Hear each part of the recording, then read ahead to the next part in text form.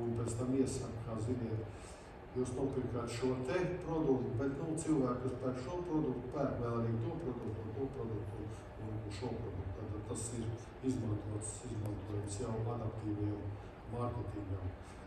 Klienta apkalpošana, liela daļa tādu standārtu situāciju spēja atrisināt šīs mākslīgā intelekta funkcija, runājoši un daļai arī domājoši, kas ir gan diskutabls jautājums, kā mēs dzirdējām no profesora Auziņa.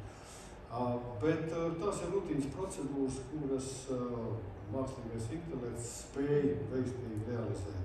Arī finanšu un banku pakalpojumos mākslīgais intelekts jau šodien analizē dažādas aizdomīgas darījumus un arī var ļoti plaši tiek izmantots vērtspapīru tirgus analīzēt biržās un tā tālāk, kur jau rodās jautājums par to, vai šāds process nevajadzētu sākt regulēt un aizliegt.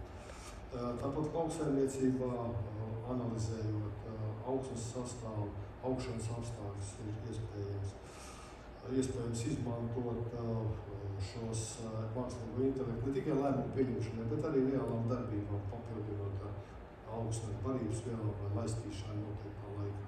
Datorspēlēs tas jau ir patiesībā jau diezgan vecs, jo 1997. gadā pirmoreiz mākslīgais intelekts, jeb toreiz superdators Deep Blue uzvarēja pasaules čempionu Garry Kasparovu.